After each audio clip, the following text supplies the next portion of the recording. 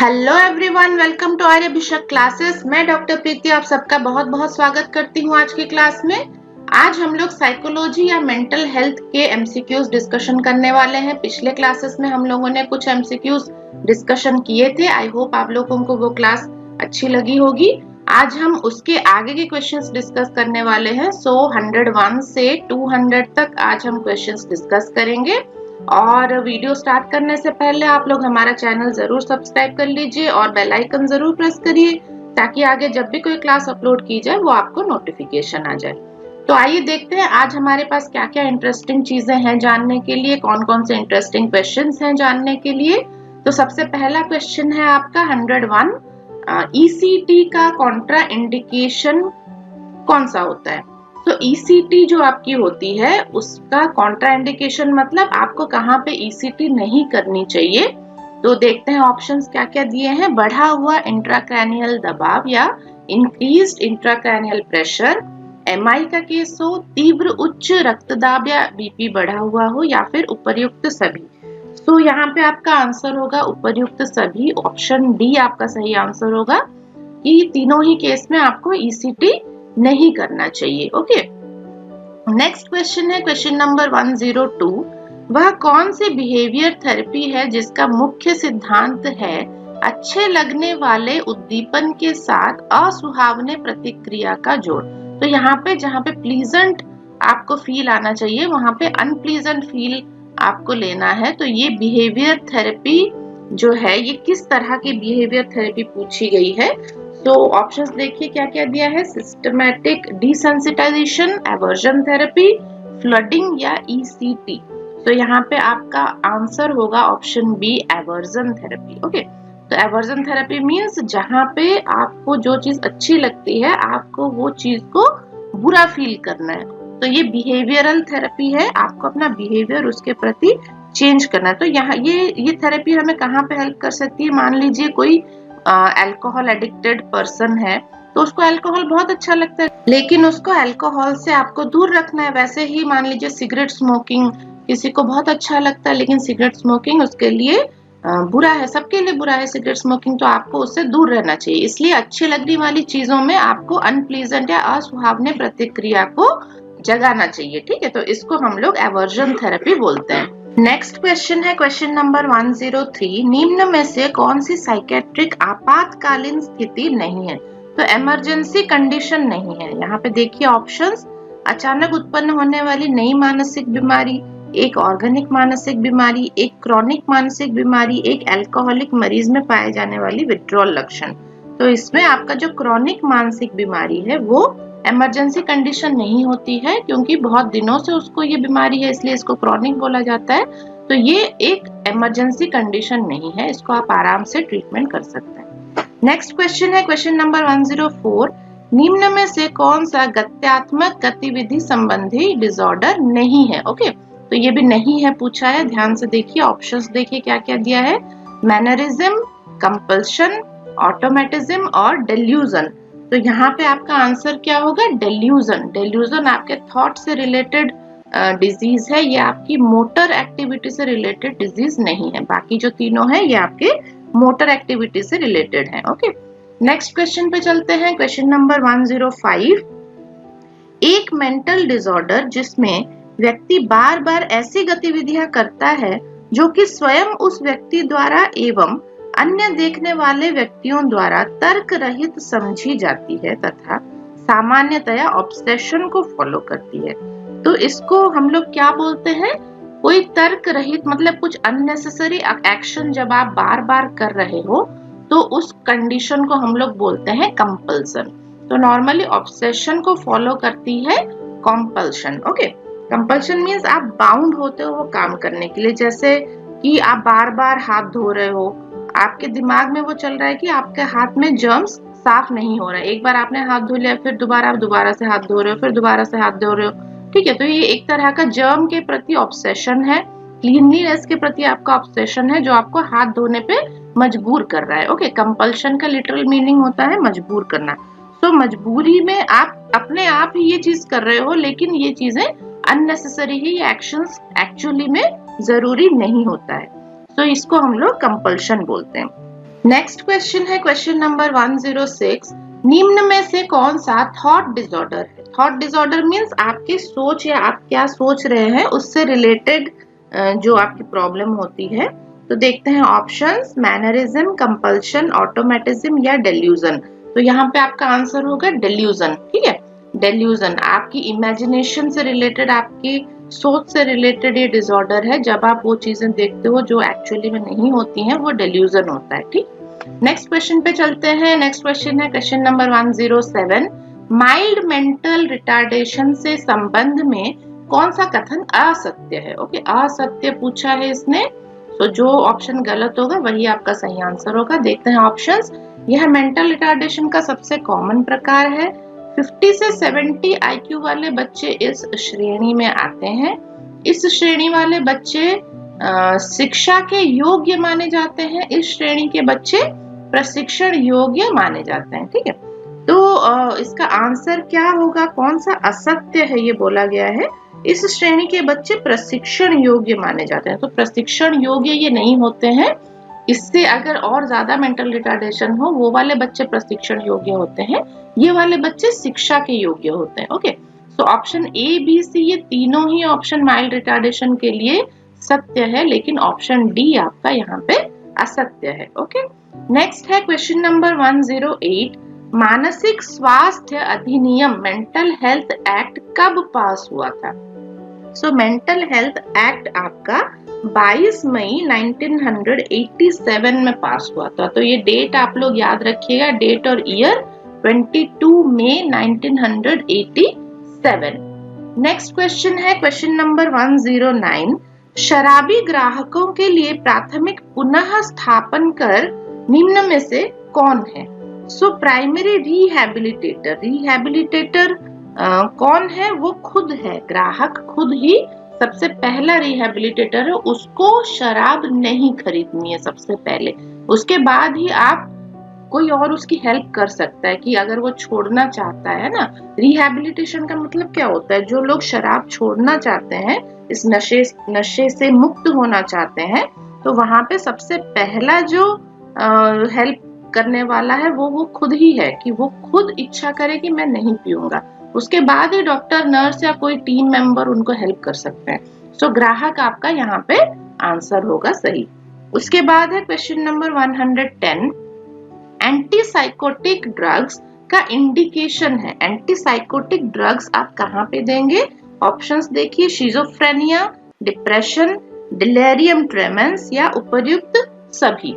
तो उपर्युक्त सभी आपका सही आंसर होगा, ऑप्शन डी। तीनों ही कंडीशन में आपको एंटीसाइकोटिक ड्रग्स देने पड़ेंगे। नेक्स्ट है क्वेश्चन नंबर 111।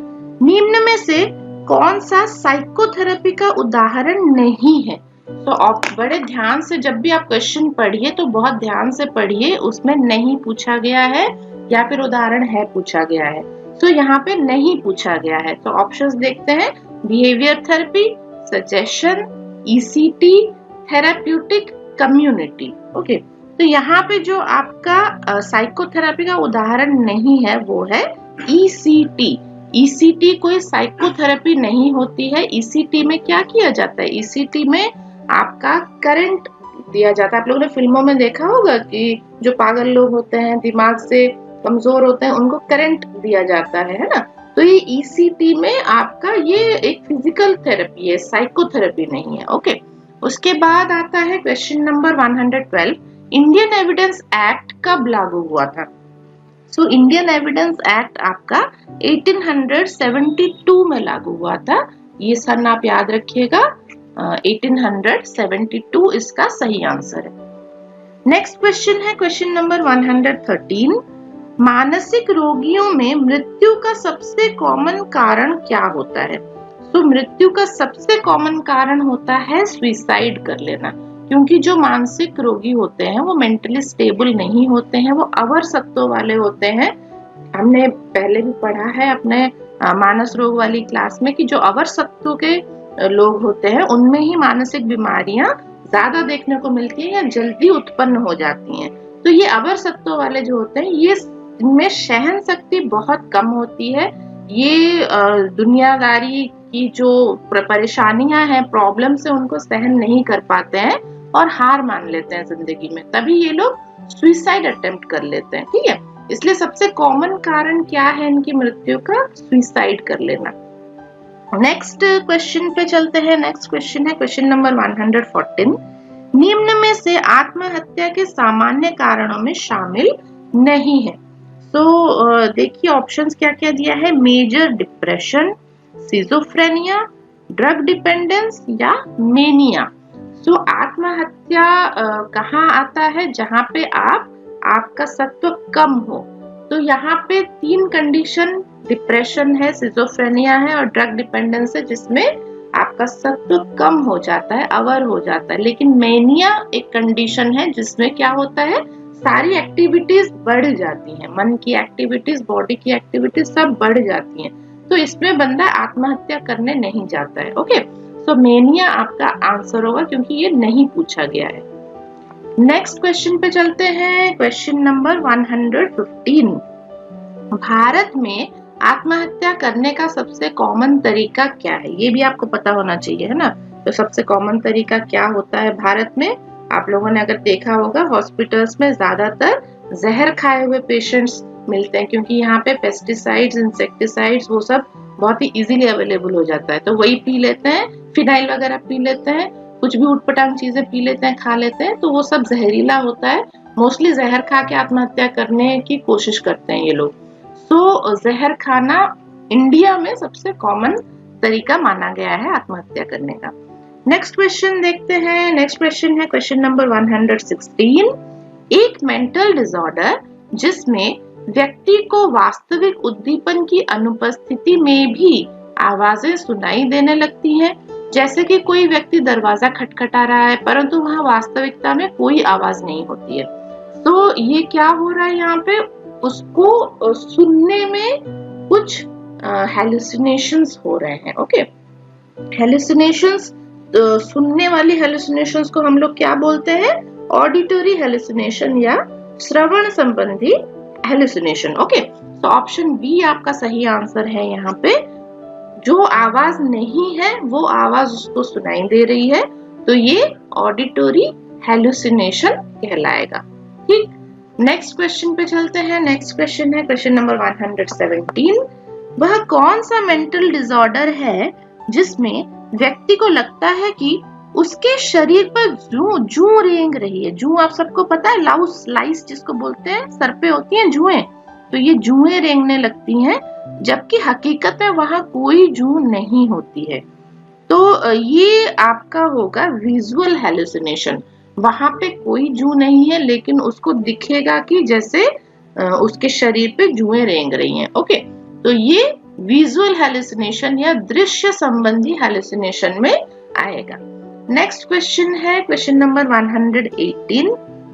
ऊंचे स्थानों से बेवजह अत्यधिक डर लगना कहलाता है। तो ऊंचे स्थानों पे हाइट से डर लगता है। बहुत लोग हैं जब ऊपर चढ़ जाएंगे तो नीचे जब देखेंगे उनको अननेसेसरी डर लगेगा, मतलब जहां पे डरना नहीं चाहिए।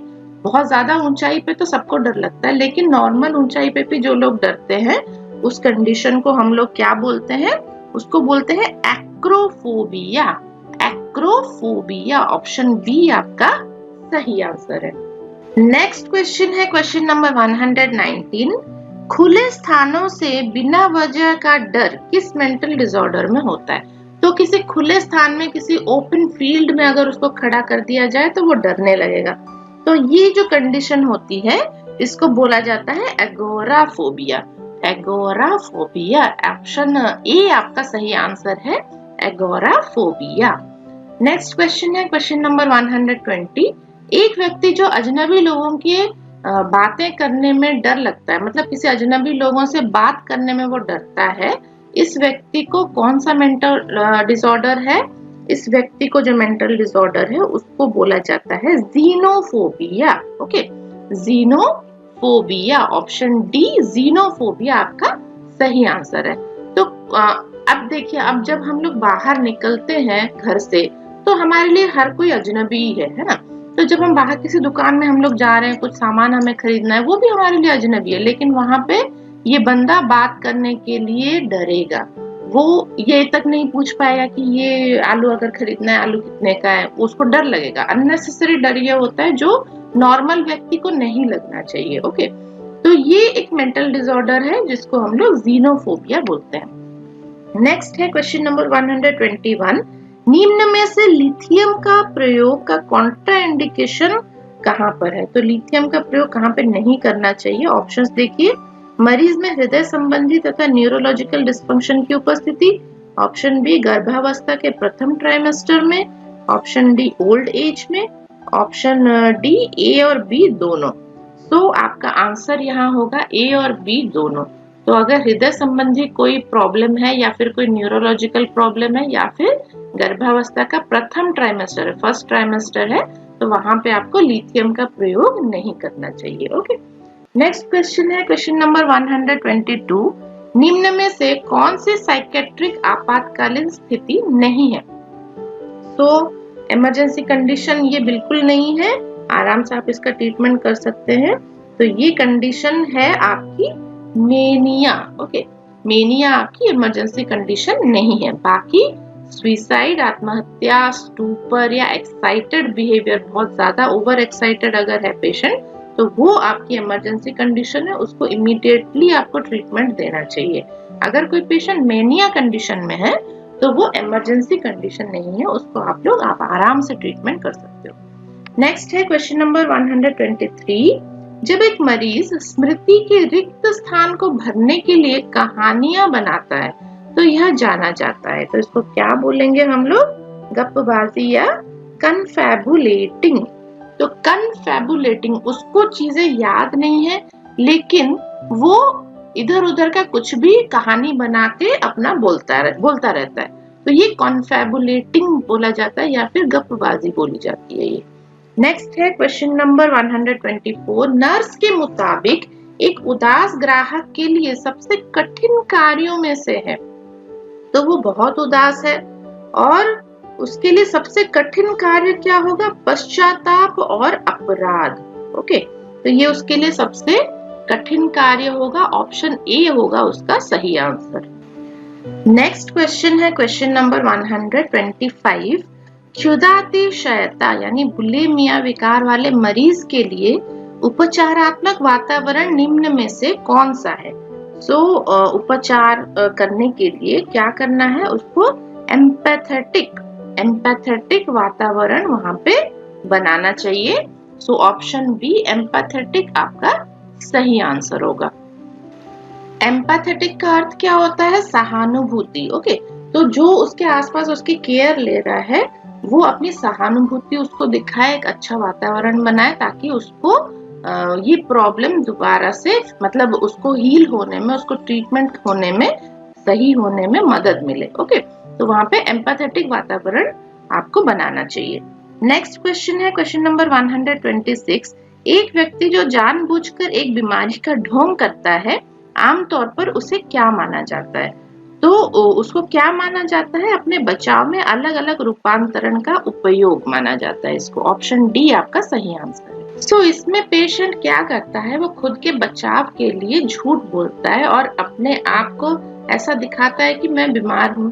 तो जब बीमार आदमी के साथ तो सभी को सहानुभूति होती है, कोई उसको कुछ बोलता नहीं है ना। जैसे कभी कभार बच्चों में भी ये डेवलप कर जाता है, बच्चे स्कूल नहीं जाना चाहते हैं तो मेरे पेट में दर्द है, सर में दर्द है, ऐसे बोलने लगते हैं। या फिर कोई बहुत, जैसे किसी ने चोरी की हो और आपने उसे पकड़ लिया, फिर वो चक्कर खा के गिरने का नाटक करेगा, बीमार होने का, बुखार होने का नाटक करेगा। तो इस तरह से ये भी एक तरह की मानसिक विकार ही है। ये भी आपको देखना चाहिए कि आपके आसपास के लोगों में ये चीजें डेवलप ना हो। ओके, तो अपने बचाव में अलग अलग रूपांतरण का उपयोग करना, इसे हमें समझना चाहिए।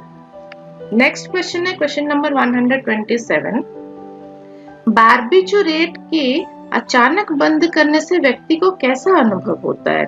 बार्बिचुरेट अगर कोई ले रहा है, बार्बिचुरेट में मतलब जो नींद वाली दवाइयां होती हैं, तो अगर वो कोई ले रहा है और अचानक से उसको बंद कर दे तो वहां पे उसको सीजर्स आ सकते हैं या फिर दौरे आ सकते हैं। ओके, तो ऑप्शन डी दौरे आपका सही आंसर होगा। नेक्स्ट क्वेश्चन है question number 128, narcotic drug and psychotropic substance act किस वर्ष में लागू हुआ था? तो ये आपका 1985 में लागू हुआ था। ऑप्शन ए 1985 आपका सही आंसर है। नेक्स्ट क्वेश्चन पे चलते हैं, ये है 129। निम्न में से कौन सा मनोचिकित्सा के क्षेत्र में काम करने वाले चिकित्सकों एवं नर्सों के लिए कोड ऑफ एथिक्स नहीं है? ओके, नहीं पूछा है यहाँ पे। तो हम लोग पढ़ते हैं क्या क्या है इसमें। इन्हें अपने प्रोफेशन का उच्च स्तर बनाए रखना चाहिए। इनका प्रमुख लक्ष्य होता है मरीजों की भलाई। मरीज संबंधी सभी दस्तावेजों को गोपनीय रखना चाहिए। व्यक्तिगत फायदे को मरीज के फायदे पर प्राथमिकता देनी चाहिए।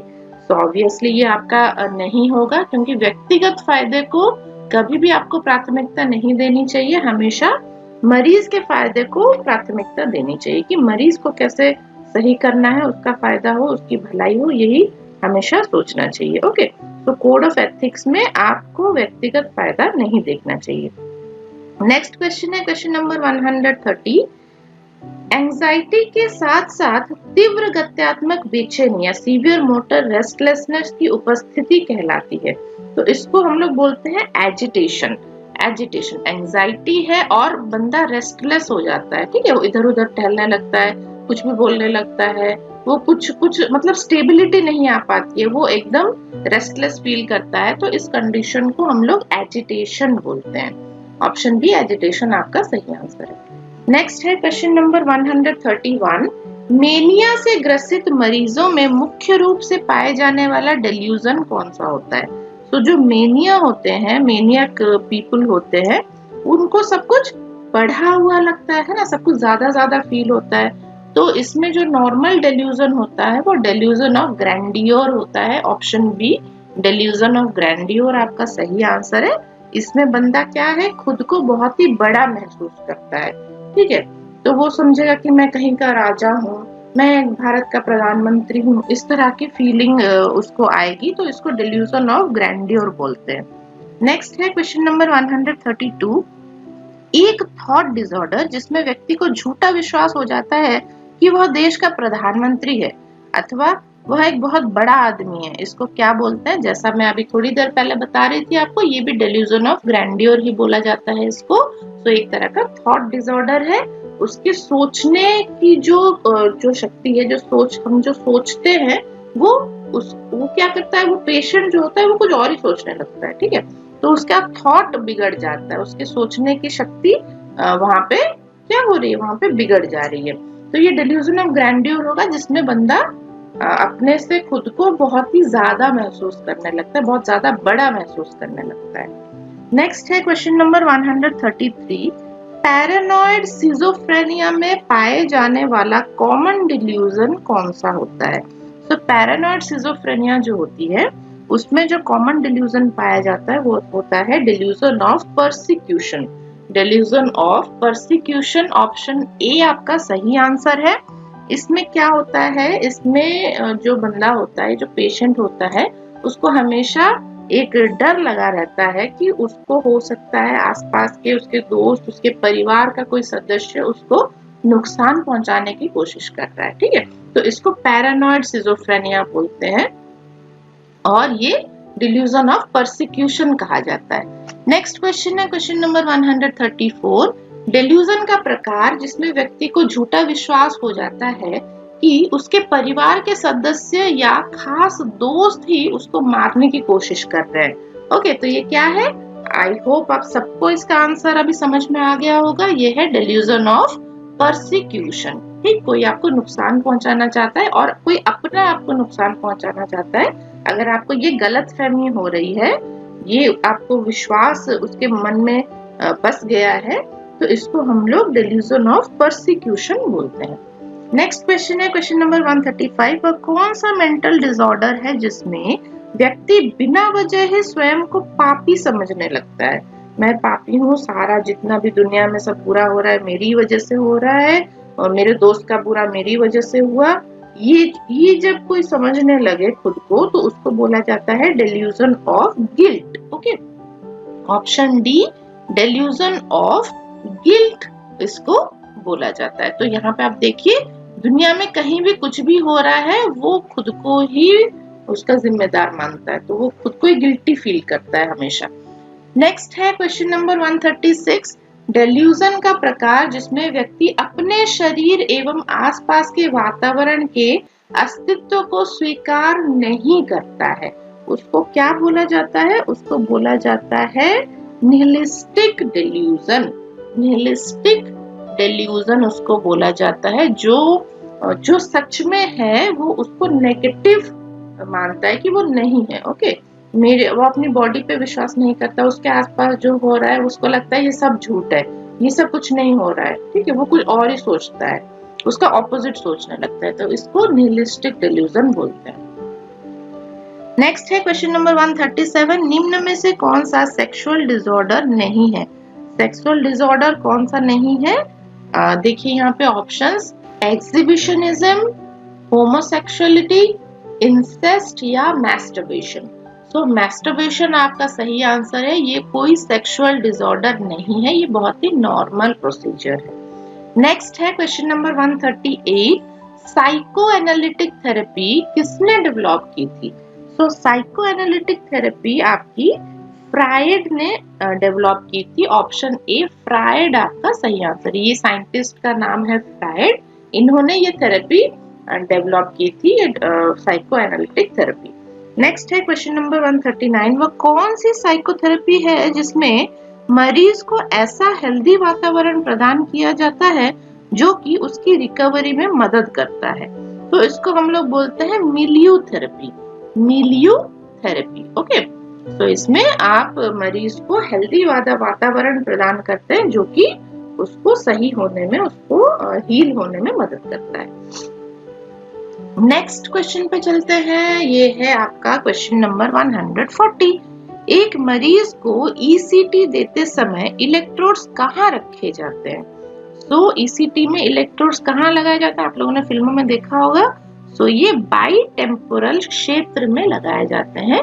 बाइटेम्पोरल क्षेत्र यानी एक इलेक्ट्रोड इधर रहेगा, दूसरा इलेक्ट्रोड इधर रहेगा। टेम्पोरल रीजन आपका होता है ना, और ये यहाँ से आपके वायर्स कनेक्टेड होंगे एक मॉनिटर के साथ, और इस मॉनिटर से आप रेगुलेट कर सकते हैं। इसमें स्विचेस रहती हैं, तो करंट कितना इसमें लगाना है ये आप वहां से रेगुलेट कर सकते हो।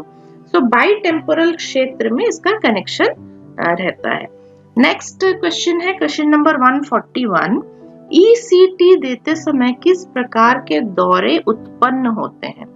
तो जब आप करंट दे रहे हो उधर, तो उसकी बॉडी पे ऐसा लगता है ना सीजर्स हो रहे हैं या दौरे हो रहे हैं, तो इसको बोला जाता है ग्रैंड मैल सीजर्स। ओके, पूरी बॉडी पे इसका इफेक्ट देखने को मिलता है, पूरी बॉडी पे ये दौरे आते हैं, तो इसीलिए इसको ग्रैंड मैल सीजर्स बोले जाते हैं।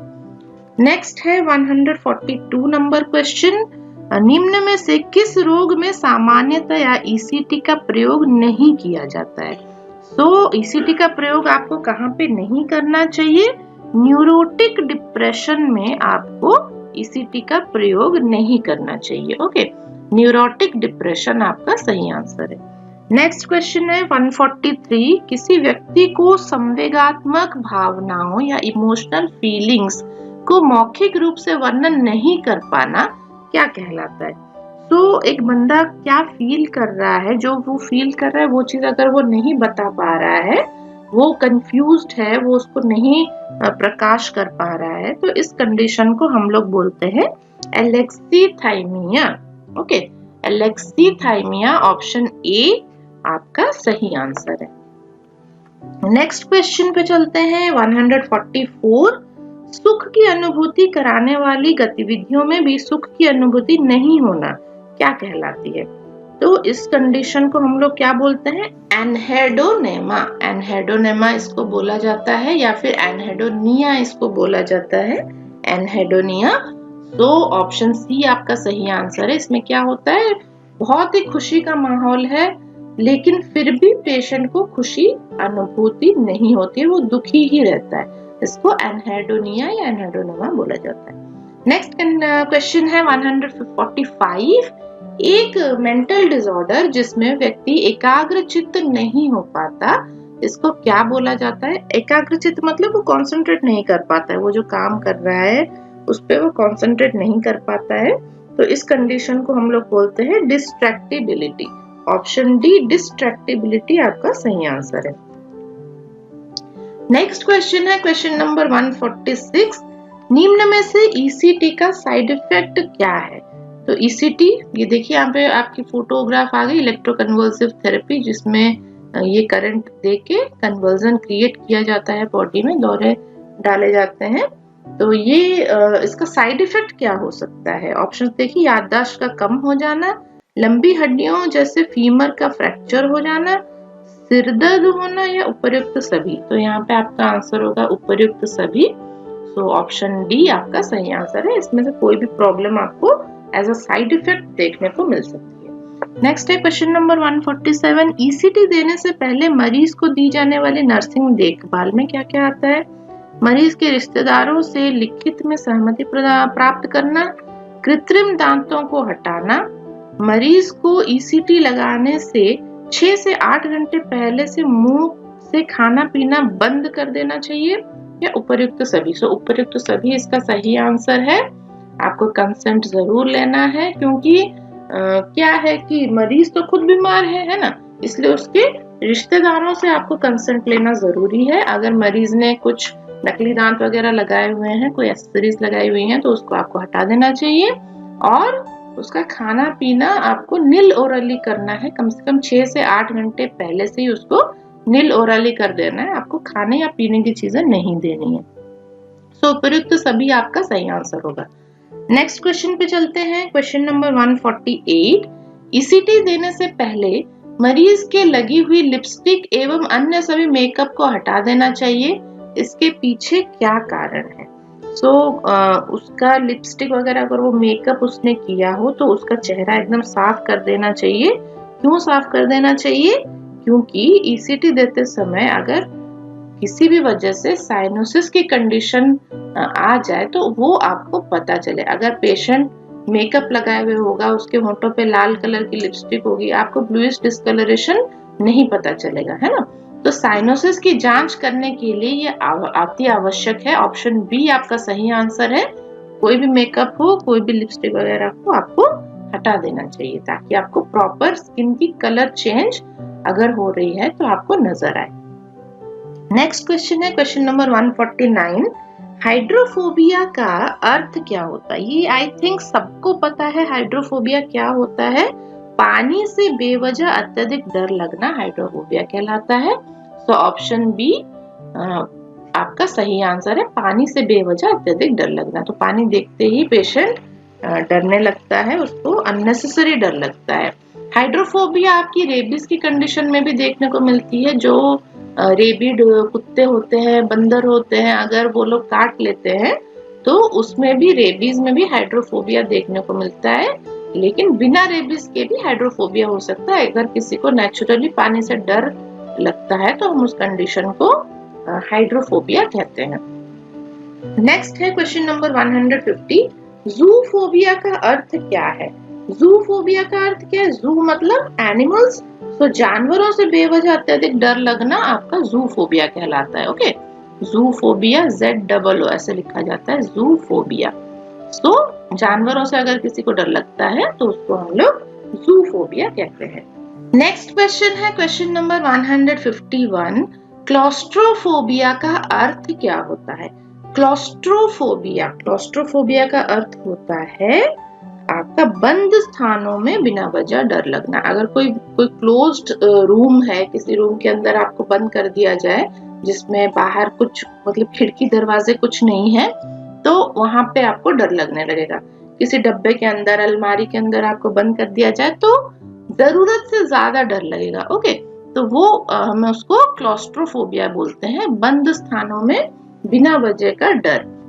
नेक्स्ट है क्वेश्चन नंबर 152। एक प्लेजरेबल इफेक्ट जिसमें मरीज में ग्रैंडियोसिटी के लक्षण पाए जाते हैं, उसको क्या बोला जाता है? एक्सॉल्टेशन। ओके, एक्सॉल्टेशन उसको बोला जाता है। ऑप्शन बी आपका सही आंसर है। इसमें क्या होता है? पेशेंट में ग्रैंडियोसिटी, यानी मैं बहुत बड़ा हूँ, मैं यहाँ का राजा हूँ, सब लोग मेरे अंडर काम करेंगे, मैं किसी की बात नहीं सुनूंगा, सब लोग मेरी बात सुनेंगे, इस तरह का जो फील रहता है उसको हम लोग एक्सॉल्टेशन कहते हैं। ये आपका ऑप्शन बी सही आंसर है। नेक्स्ट है क्वेश्चन नंबर 153, समूह चिकित्सा उन लोगों को सर्वोत्तम मदद कर सकती है जो ऑप्शन देखिए, भावनात्मक रूप से बीमार हो, दूसरों पर निर्भर हो, जिन्हें लगता है कि उन्हें एक समस्या है, जिन्हें सुनने के लिए कोई नहीं है। ओके, तो यहाँ पे सबसे बेस्ट आंसर जो है आपका वो क्या है, जिन्हें सुनने के लिए कोई नहीं है। तो ऐसा कोई अगर पेशेंट है जिनके पास, जो अकेले होते हैं, जिनमें मेंटल डिसऑर्डर्स डेवलप कर जाते हैं, तो वहां पे समूह चिकित्सा बहुत हेल्पफुल होती है। जब वो ग्रुप में आते हैं, अपनी बातें बताते हैं, तो उनका मन हल्का होता है और उनकी जो डिसऑर्डर्स है वो भी धीरे धीरे कम हो जाती हैं। ओके, सो जिन्हें सुनने वाला कोई नहीं हो, उनमें समूह चिकित्सा बहुत ही हेल्पफुल होती है। नेक्स्ट क्वेश्चन है question number 154, delusion of negation इस नाम से भी जाना जाता है। सो डेल्यूजन ऑफ नेगेशन मतलब सब कुछ नेगेटिव है, सब कुछ अस्तित्व में नहीं है, जो आपके आसपास जो चीजें हैं वो कुछ नहीं है आपके आसपास। तो ऐसी अगर डेल्यूजन हो रही है तो इसको हम लोग डेल्यूजन ऑफ निहिलिज्म भी बोलते हैं। Delusion of nihilism, option D आपका सही आंसर है। नेक्स्ट क्वेश्चन है क्वेश्चन 155, मरीज में पाए जाने वाला झूठा एवं स्थायी विश्वास जिसमें वह सोचता है कि अन्य लोग उसके बारे में बातें कर रहे हैं, ये क्या कहलाता है? बहुत लोग ऐसे आप लोगों ने देखे होंगे, आपके दोस्तों में भी रहता है, आप लोग कुछ और बातें कर रहे हैं, लेकिन जब वो आ जाता है तो उसको ये लगता है कि आप लोग उसके बारे में कुछ उल्टा सीधा बात कर रहे थे।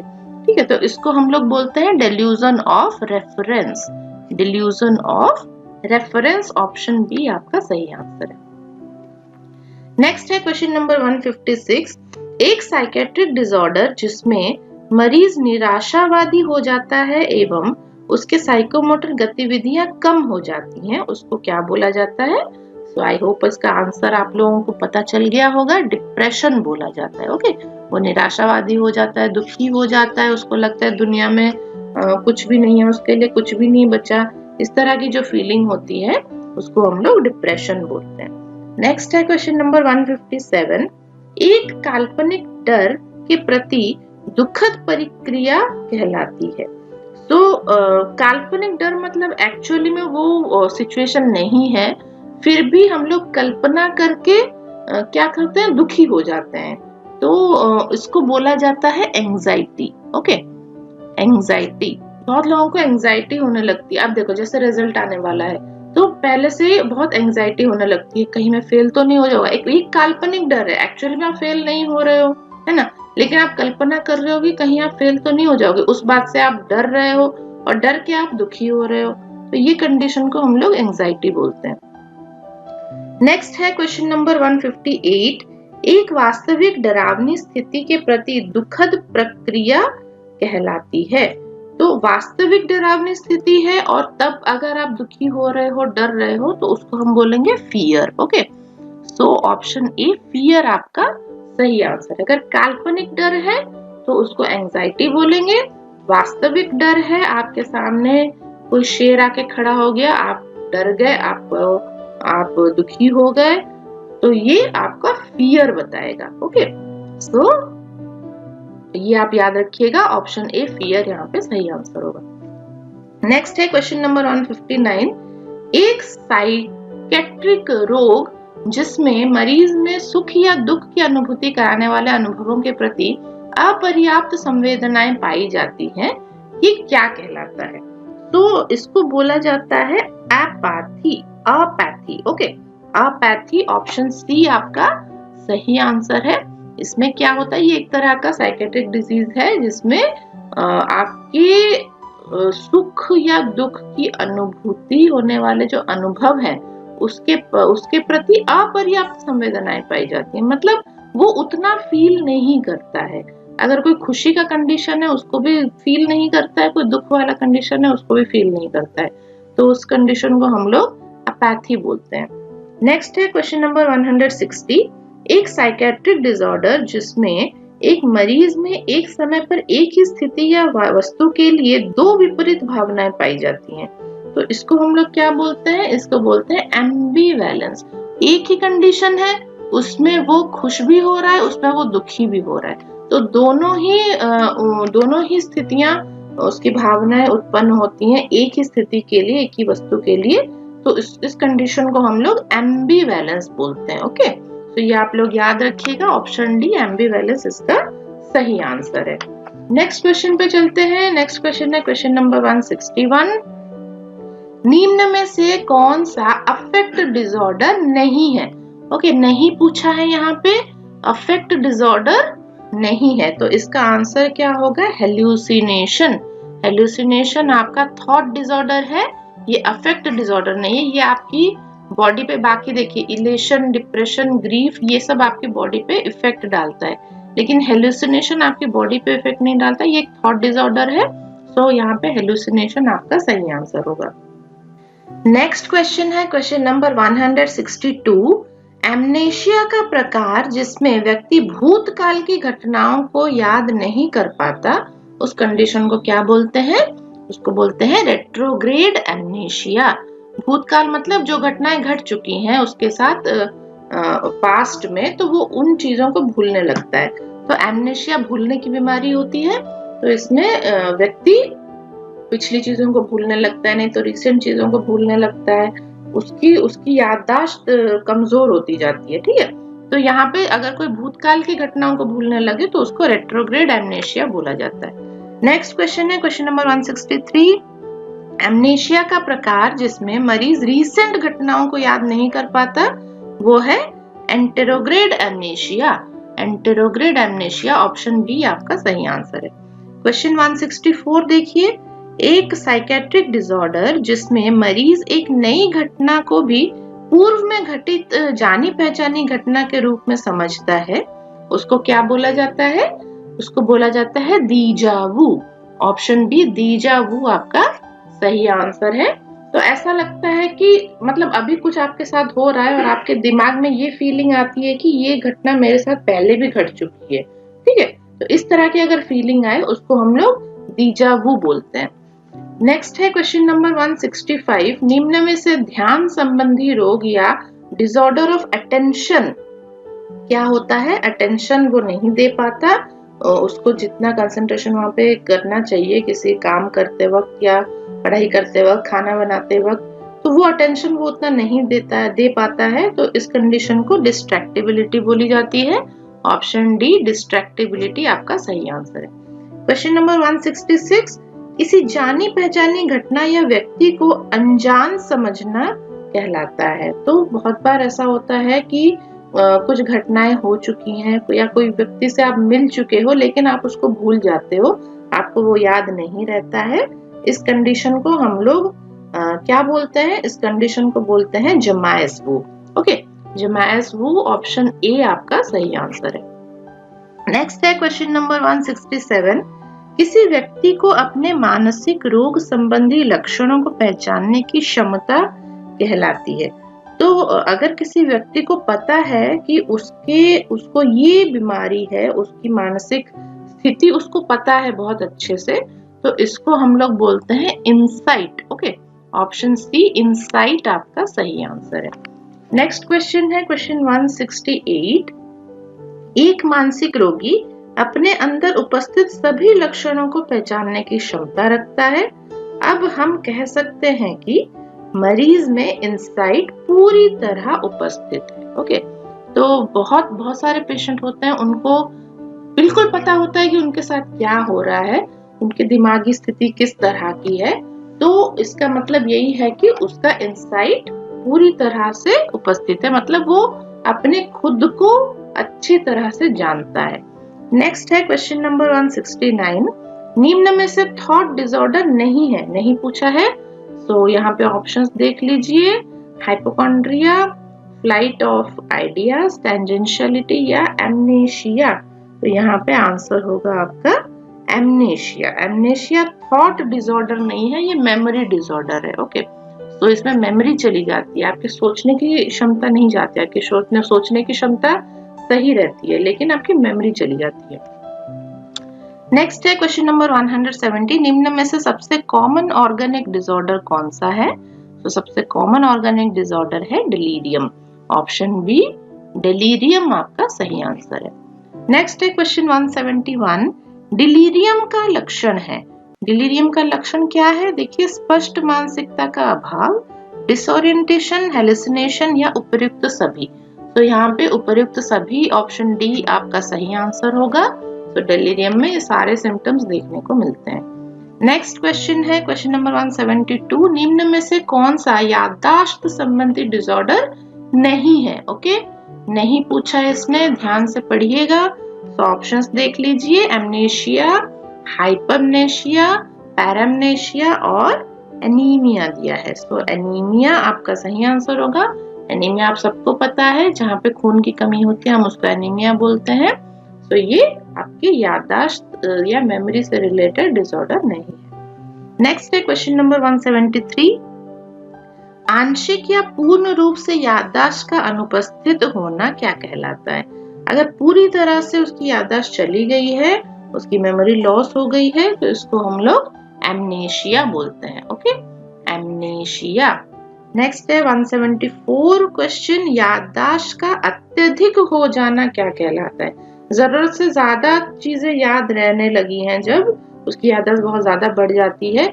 जो चीजें आदमी नॉर्मली भूल जाता है, जैसे जब वो 1 साल का था तब वो क्या करता था, ठीक है, तो ये मेमोरी नॉर्मली आदमी भूल जाता है, ये उसको नहीं याद रहता। लेकिन अगर किसी मनुष्य को वो मेमोरीज भी याद हो कि मैं जब 1 साल का था, मैं जब माँ के पेट के अंदर था तब क्या क्या करता था, मैं पिछले जन्म में क्या क्या करता था, ऐसी जो मेमोरीज होती हैं अत्यधिक वाली, उसको हम लोग बोलते हैं हाइपरमनेशिया। ओके, हाइपरमनेशिया, ऑप्शन बी आपका सही आंसर। नेक्स्ट है क्वेश्चन नंबर 175, डिमेंशिया का सबसे प्रमुख प्रकार क्या है? तो डिमेंशिया जो होता है उसमें भी आदमी धीरे धीरे छोटी छोटी चीजें भूलने लगता है। ये डिमेंशिया नॉर्मली ओल्ड एज में पाया जाता है। तो इसको ये किस डिजीज में आपको कॉमनली देखने को मिलेगा? अल्जाइमर्स में देखने को मिलेगा।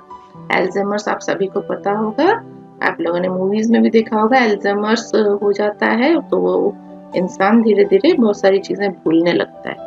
नेक्स्ट है क्वेश्चन नंबर 176, निम्न में से कौन सा कथन सत्य है? तो सत्य पूछा हुआ है, देखते हैं, ऑप्शंस पढ़ते हैं।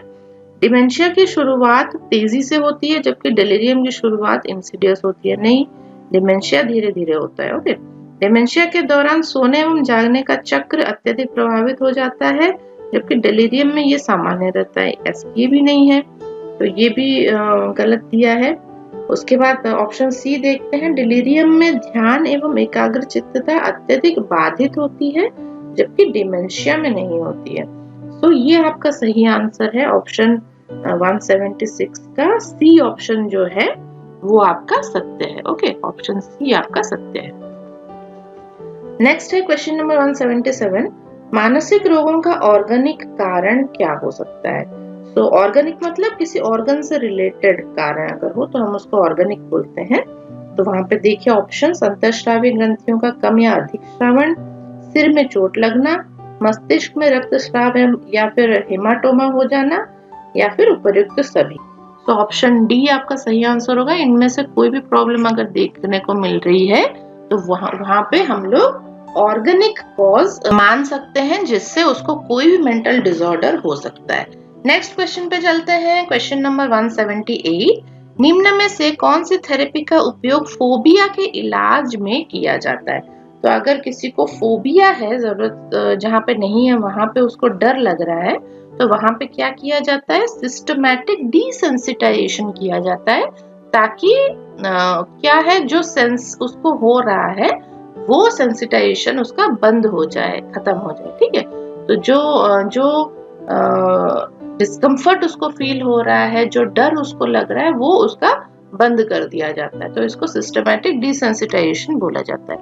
नेक्स्ट है क्वेश्चन नंबर 178, किसी साइकोएक्टिव पदार्थ के लंबे समय तक सेवन करने के बाद अचानक छोड़ देने पर उत्पन्न होने वाले लक्षणों का समूह क्या कहलाता है? तो कोई आप अगर साइकोटिक पदार्थ ले रहे हैं, जैसे कि अल्कोहल है ना, नशे वाली चीजें जो होती हैं, तो ये साइकोटिक पदार्थ होती हैं। अगर आप इसको ले रहे हैं और अचानक से आपने छोड़ दिया तो वहां पे विथड्रॉल स्टेट देखने को मिलती है। विथड्रॉल स्टेट आपका सही आंसर है। नेक्स्ट है क्वेश्चन नंबर 180, ऐसी स्थिति जिसमें साइकोएक्टिव पदार्थों का सेवन करने को मरीज अन्य व्यवहार की तुलना में सर्वोपरि प्राथमिकता देता है, उसको क्या कहा जाता है? तो उसको बोला जाता है डिपेंडेंस सिंड्रोम। कुछ और करे या ना करे मुझे ड्रग्स लेना है, कुछ मैं और करूं या ना करूं मुझे शराब पीनी है। तो वो उसकी बॉडी पूरी उस साइकोएक्टिव पदार्थ के लिए डिपेंडेंट हो गई है, ठीक है, उसके बिना उसको वो कुछ नहीं कर सकता है। तो इसको डिपेंडेंस सिंड्रोम बोला जाता है। तो साइकोएक्टिव पदार्थों में बहुत सारी चीजें आ जाती हैं, आपकी जो हीरोइन, कोकेन, ये सारी जितनी भी नशे वाली चीजें हैं ना, तो वो सारी आपकी उसमें आ जाती हैं। तो ये डिपेंडेंस सिंड्रोम बोला जाता है जब पेशेंट उसके बिना कुछ भी नहीं कर पाता, वो उसको ही सबसे मेन या सबसे प्राथमिकता, सबसे इम्पोर्टेंस ज्यादा उसको ही देता है। नेक्स्ट है क्वेश्चन नंबर 181। डिप्सोमैनिया का अर्थ क्या है? डिप्सोमैनिया का अर्थ है कंपल्सिव ड्रिंकिंग। कंपल्सिव ड्रिंकिंग इसको बोला जाता है। शराब के नशे में ये होता है, शराब का जो नशा है जिसमें वो उसके बिना रह ही नहीं पाता, इस कंडीशन को हम लोग डिप्सोमैनिया बोलते हैं, ठीक है। तो ये जो नशा है ये बंदे पे एकदम हावी हो जाता है, ठीक, वो उसके चंगुल से निकल नहीं पाता, वो फंस जाता है उसमें। कंपल्सिव ड्रिंकिंग इसको बोला जाता है। नेक्स्ट है क्वेश्चन नंबर 182। स्वयं सहायता समूह जैसे कि गुमनाम शराबी सफल रहे हैं क्योंकि वह ग्राहकों की आवश्यकता में क्या कर रहे हैं? वह ग्राहकों की आवश्यकता से संबंध रखते हैं। ओके, तो ऑप्शन बी आपका सही आंसर है।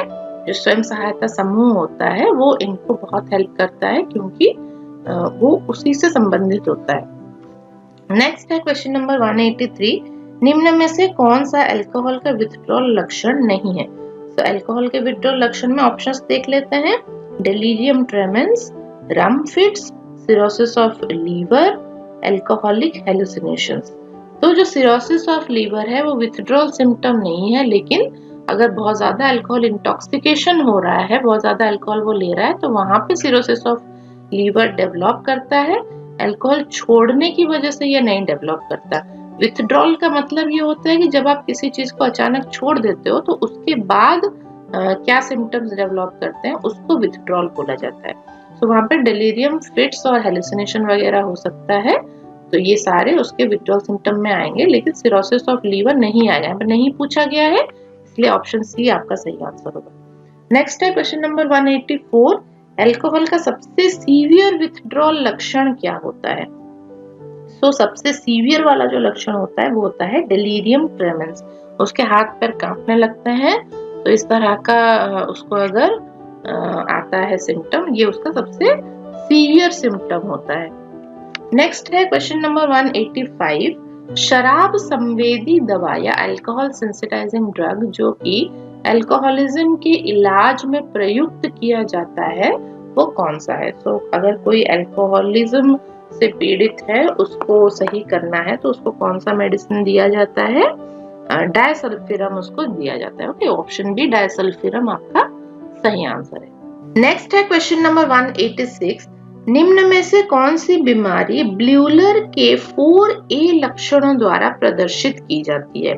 सो ब्यूलर्स 4A जो आपके सिम्टम्स हैं वो किस बीमारी के लिए पढ़ाए जाते हैं? सिजोफ्रेनिया के लिए पढ़ाए जाते हैं। ओके, तो सिजोफ्रेनिया में ये देखने को मिलते हैं। यहाँ पे लेफ्ट साइड में आप लोग देख सकते हैं ब्यूलर 4A में क्या क्या आता है? Affective disturbance, autistic thinking, associative looseness और एम्बिवेलेंस। ये चार जो ए हैं इनको ब्यूलर ए बोला जाता है और जो सिजोफ्रेनिया में आपको देखने को मिलता है। नेक्स्ट है क्वेश्चन नंबर 187। निम्न में से कौन सा लक्षण सिजोफ्रेनिया के 4A लक्षणों में शामिल नहीं है? तो आप लोग यहाँ पे देख सकते हैं एम्बिवेलेंस दिया है, वो है, ऑटिज्म भी है, एंजाइटी और एसोसिएशन डिसऑर्डर। इनमें से आपका कौन सा नहीं है? आपका एंजाइटी उसमें नहीं है। ओके, ऑप्शन सी एंजाइटी आपकी सही आंसर होगी, जो कि सिजोफ्रेनिया के 4A लक्षणों में नहीं आता है। नेक्स्ट है क्वेश्चन नंबर 188। निम्न में से सिजोफ्रेनिया का लक्षण कौन सा है? तो देखिए, hallucination, autistic thinking, delusion of persecution या उपर्युक्त सभी। तो यहाँ पे उपर्युक्त सभी आपका आंसर होगा। ये तीनों ही सिम्टम्स आपके सिजोफ्रेनिया में देखने को मिलते हैं। नेक्स्ट क्वेश्चन 189, साइकोएक्टिव पदार्थों के उपयोग संबंधी डिसऑर्डर का कारण क्या है? तो उपयोग संबंधी डिसऑर्डर जो है, देखिए ऑप्शंस, किसी लंबे समय तक रहने वाली शारीरिक बीमारी की उपस्थिति, आवेगों पर नियंत्रण की कमी, साथी समूह का दबाव या उपर्युक्त सभी। तो साइकोएक्टिव पदार्थ जो है, जो अगर कोई पेशेंट उसको ले रहा है, बहुत ज्यादा समय तक ले रहा है, तो उसकी ये सारे कारण होते हैं। उपर्युक्त सभी आपका सही आंसर होगा। ठीक है, अगर मतलब जैसे बहुत दिनों तक उसको कोई ऐसी बीमारी है जिसके लिए उसको साइकोएक्टिव ड्रग्स लेने पड़ रहे हैं, तो वो फिर उसको एडिक्शन हो जाता है। ठीक, और जो इम्पल्सेस, उसको आवेग आते हैं, जैसे एक अर्ज आता है कि मुझे अभी ये ड्रग चाहिए, है ना, बॉडी मांगने लगता है, वो उसको नियंत्रण नहीं कर पाता है। या फिर आपके दोस्त लोग हैं जो कि ड्रग्स लेते हैं, तो उनका भी दबाव रहता है। उसकी वजह से सारे ही कॉजेस हैं जिसमें कि आपके डिसऑर्डर साइकोएक्टिव पदार्थ की वजह से हो सकते हैं। नेक्स्ट है क्वेश्चन नंबर 190, शराब का लंबे समय तक सेवन करने से उत्पन्न होने वाली जटिलताएं क्या क्या हैं? तो देखते हैं, रम फिट्स, पेरिफेरल न्यूरोपैथी, वेर्निक कॉर्साकॉफ साइकोसिस और उपर्युक्त सभी। तो यहाँ पे भी उपर्युक्त सभी आपका सही आंसर है। अगर कोई शराब बहुत ज्यादा समय तक ले रहा है तो उसमें ये सारे सिम्टम्स देखने को मिल सकते हैं। नेक्स्ट है क्वेश्चन नंबर 191, एक मरीज में निम्न लक्षण मौजूद हैं, जैसे व्यक्तिगत साफ सफाई एवं देखभाल की कमी, अत्यधिक अव्यवस्थित सामाजिक क्रियाकलाप तथा अत्यधिक सामाजिक बहिष्कार, मरीज में उपस्थित रोग का नाम क्या है? अगर ऐसे सिम्टम्स आपको देखने को मिल रहे हैं तो उसको बोला जाता है hebephrenic schizophrenia. Okay, hebephrenic schizophrenia. तो इसमें वो अपनी साफ सफाई ठीक से नहीं करता है, किसी से बातें नहीं करता है, सबसे कटा कटा रहता है, अलग रहता है।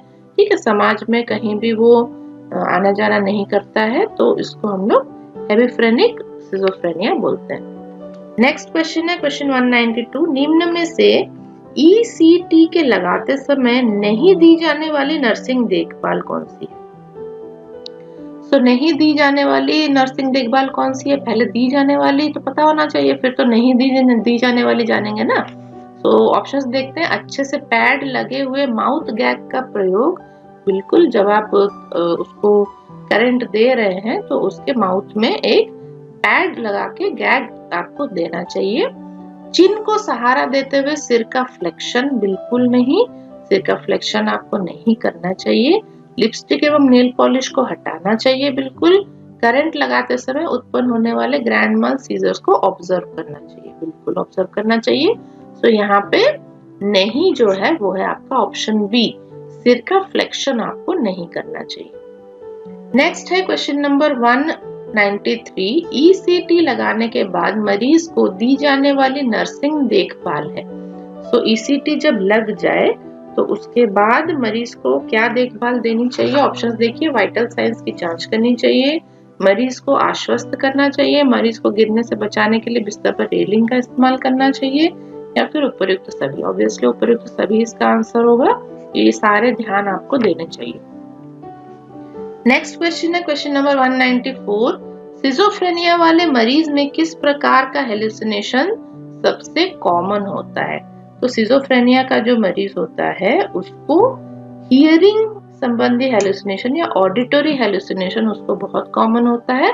जो चीजें नहीं है, जो आवाजें नहीं है, वो उसको सुनाई देने लगती हैं। नेक्स्ट है क्वेश्चन नंबर 195, ऑब्सेसिव कंपल्सिव क्या है? ऑब्सेसिव कंपल्सिव जो है वो एक तरह का न्यूरोटिक डिसऑर्डर है। एक न्यूरोटिक डिसऑर्डर है। इसमें क्या होता है? ऑब्सेशन होता है, किसी पर्टिकुलर फैक्ट के प्रति ऑब्सेशन हो जाता है और फिर आप कंपल्सिव एक्शन करने लगते हो उस ऑब्सेशन को पूरा करने के लिए। ओके, सो बार बार आप वो एक्शन रिपीट करते रहते हो। ये एक न्यूरोटिक डिसऑर्डर है। नेक्स्ट है क्वेश्चन नंबर 196, एनोरेक्सिया का अर्थ क्या होता है? एनोरेक्सिया का अर्थ होता है भूख की कमी। ठीक है, जहाँ पे भूख नहीं लगता है उसको एनोरेक्सिया या अरुचि भी बोलते हैं, खाने में आपको रुचि नहीं रहती है, आपको भूख नहीं लगती है, तो हम इसको अरुचि भी बोलते हैं। नेक्स्ट है क्वेश्चन नंबर 197, लंबे समय तक अल्कोहल का सेवन करने से उत्पन्न होने वाली पाचन तंत्र संबंधी समस्याएं कौन सी है?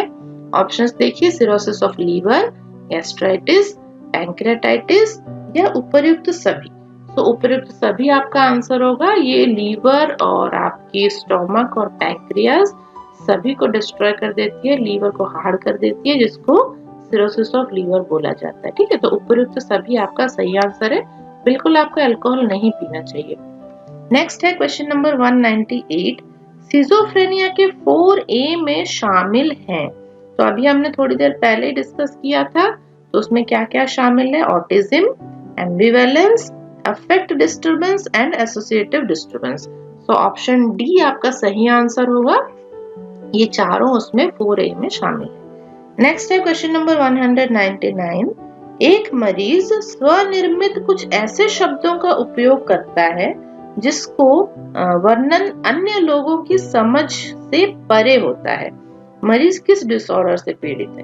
तो अगर कोई पेशेंट नए नए शब्द बना के बोल रहा है जो कि कहीं भी मौजूद नहीं है, किसी डिक्शनरी में, किसी भाषा में मौजूद नहीं है, कोई नए शब्द वो बना के बोल रहा है, तो इस डिसऑर्डर को हम लोग नियोलॉगिज्म बोलते हैं। ऑप्शन बी नियोलॉगिज्म आपका सही आंसर है। नेक्स्ट क्वेश्चन और आज के क्लास की लास्ट क्वेश्चन है क्वेश्चन नंबर 200, एक मरीज में आवाज का उत्पादन नहीं हो पाना क्या कहलाता है? अगर वो आवाज प्रोड्यूस नहीं कर पा रहा है तो उसको हम लोग बोलते हैं mutism. Okay, option B mutism आपका सही आंसर है। तो इसी के साथ हम लोगों के 100 क्वेश्चंस आज पूरे हो गए। 101 से 200 तक हमने क्वेश्चंस डिस्कस किए। आप लोग प्रीवियस वीडियोस भी देखिएगा, उसमें हम लोगों ने 1 से लेकर 100 तक क्वेश्चंस डिस्कस किए हैं। उसमें भी काफी इंटरेस्टिंग चीजें हैं, बहुत ही अच्छी अच्छी बातें बताई गई हैं। इसमें भी आज की वीडियो में भी हमने बहुत सारी चीजें जानने को मिली और हमने बहुत सारी चीजें सीखी। तो आई होप आप ये क्लास आप अपने फ्रेंड्स के साथ जरूर शेयर करेंगे और आप सभी के साथ शेयर करिए ताकि सभी लोग इसका फायदा उठा पाए। जो आपको पढ़ाया जा रहा है सभी लोग ये घर में बैठ के आराम से पढ़ पाए, और जो भी एक्स्ट्रा पॉइंट्स बताए जा रहे हैं वो आप लोग अपने नोट्स में जरूर नोट कर लीजिए, क्योंकि एग्जाम पॉइंट ऑफ व्यू ये सारे क्वेश्चंस काफी इम्पोर्टेंट है ना। सो आगे की क्लास में हम लोग और भी क्वेश्चंस डिस्कस करेंगे साइकोलॉजी के ऊपर, और हमारे चैनल में आपको दूसरे सब्जेक्ट्स की भी वीडियोस मिल जाएंगी, क्लासेस मिल जाएंगी। आप लोग जब भी हमारा चैनल ओपन करते हैं तो आप प्लेलिस्ट में जाइए, प्लेलिस्ट में आपको टॉपिक वाइज आपको क्लासेस मिल जाएंगी, इम्पोर्टेंट नोट्स और MCQs की क्लासेस आपको मिल जाएंगी, क्वेश्चन आंसर डिस्कशन उसमें किया हुआ है, तो वो सब आप देखिए। आगे हम लोग और भी अलग अलग सब्जेक्ट्स की क्लासेस भी अपलोड करेंगे और साइकोलॉजी की भी और भी क्वेश्चंस डिस्कस करेंगे। सो तब तक आप लोग मस्त रहिए, स्वस्थ रहिए, खाते पीते रहिए, ठीक है। और thank you so much for attending the class and आप लोगों को मेरा नमस्कार।